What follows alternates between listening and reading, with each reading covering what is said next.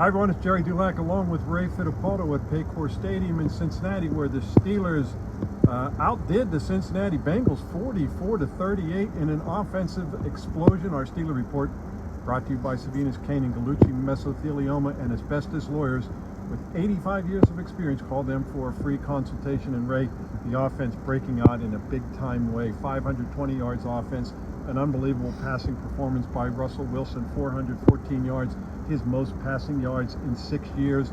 You have to go back 7 years since the last time a Steeler quarterback, Ben Roethlisberger, threw for this many yards, 3 more touchdowns. And, the defense allowing a lot of points, most points they've allowed since that 38-3 blowout in Buffalo.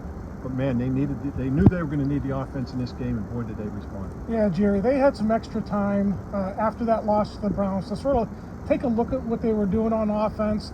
And I thought Mike Tomlin and Arthur Smith did a really good job of breaking some tendencies in this game. They were very run-heavy on first down for really, since Russell Wilson took over as the starter.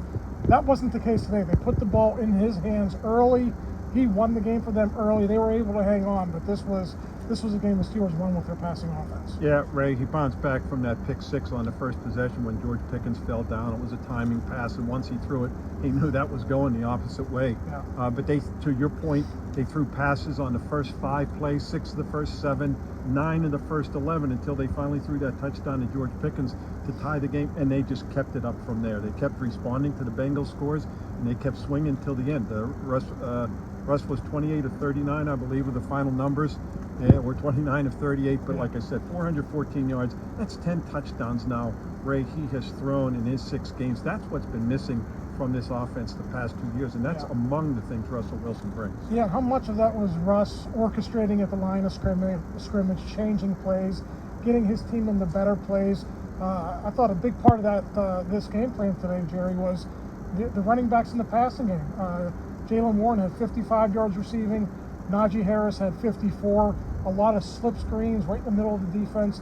The Bengals never adjusted to it, and it was a huge part of the offense. Yeah, and what that was, Ray, is the Steelers came in knowing that short middle of the field was going to be open. The Bengals never adjusted.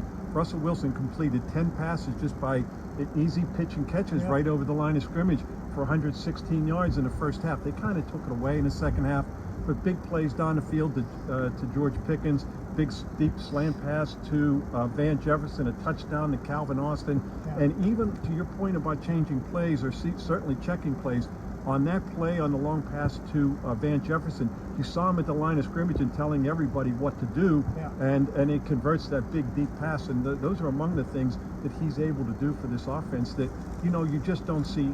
He's a 13-year veteran, so he knows what he sees and what he's doing. And that was another timing play, perfect route, one-on-one coverage from the outside. I thought the Bengals were playing a lot of zero coverage late in the game. They had 8 guys near the line of scrimmage. I guess the Steelers and their tendency to run the ball, Gerry, maybe defenses think, okay, they're going to try to take that away, but the way Russell Wilson's playing, that's easy pitch and catch, and that was a big part of the offense today. He involved 10 different receivers, Ray, in the passing game. You got Pat Freiermuth more involved. Freiermuth had 10 catches here last year in this game. He had 6 today, I believe, for 68 yards. Najee Harris had 6 catches, rushed for 75 yards, and 56 more receiving. So he was a big part of this offense, and that's why they ended up with 520 yards offense. Ray, like I said, that's the most in 6 years, 28 first downs. That's a lot for this offense. Something we just haven't seen. Yeah, Najee Harris, 129 scrimmage yards. I think the Steelers overall had 4.6 yards per carry as an offense. So even though the running game wasn't the focal point today, I thought they did a good job when they did go to it. But, just an unbelievable performance from Russell Wilson today. We'll see if they can keep it going against the Browns defense that kind of had their way with the Steelers last week. Ray, the Steelers came into this game knowing they were going to probably have to score some points. Joe Burrow is the second leading passer. He leads the league in touchdowns with 27, threw 3 more today, passed for 309 yards, but he got outdueled by Russell Wilson. And despite that pick 6 in the first series, his passer rating was 126.4, excuse me. That's in 6 starts, that's his 4th game with a 100 passer rating. Shows how efficient he's been as well. Yeah, absolutely. His best passer rating as a Steeler. And that veteran presence out there, Gerry, was nothing against Justin Fields when he was the quarterback, but just the ability to change plays at the line of scrimmage, to to know what defenses are going to do, to pick them apart in certain situations. I mean, Lou Anarumo, this defensive coordinator for the Bengals, has a really good reputation. Yes, he does. I know the Bengals have struggled lately. Their defense isn't good this year, but that guy's a good coordinator. And the way Russell kind of picked them apart early, I thought that was a really good job by him and Arthur Smith putting that game plan together. When one of the first things Russell Wilson talked about after the game was the offensive line. And after being sacked 4 times in each of the past 2 games, they did a pretty good job protecting him and keeping Trey Hendrickson, who leads the league, with 11.5 sacks off of him. Yeah. And so that was one of the big things. He had some time to throw. He had some time for his receivers to come open, but he wasn't holding the ball very long, Ray. I mean, a couple plays he made on his own, but he was getting rid of that ball in under 3 seconds. So you have to give the line props for at least giving him some time. Yeah, I think the 2 sacks he took, Gerry, were kind of coverage sacks. He slid down, right. You know, it wasn't like he was sitting back there taking a lot of chances.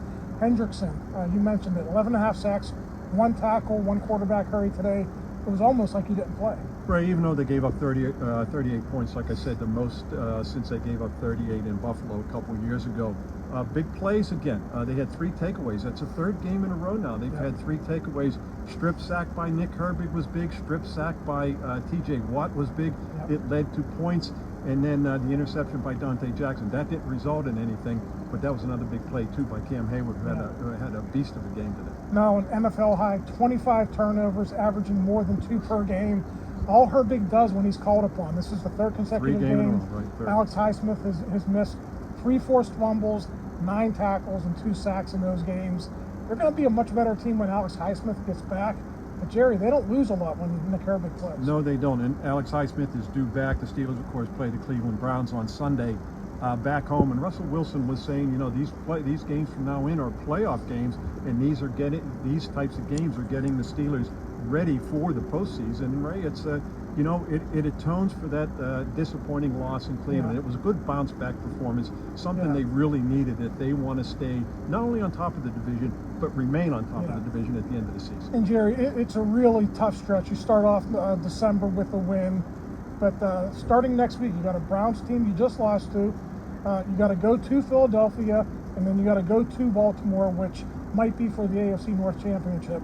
This is going to be a tough 3-game Then stretch. It gets easy. They play the Chiefs on Christmas There Day. you go. Ray and I will be back with you next Sunday after that game at Acrisure Stadium. The Steelers and Browns. Steelers want to avenge that ugly defeat in Cleveland just last week. For Ray Fittipaldo, I'm Gerry Dulac. You're watching Post-Gazette.com.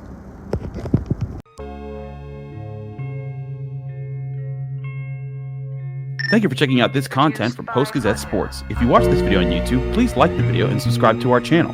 For all of the sports coverage the Post-Gazette has to offer, visit post-gazette.com.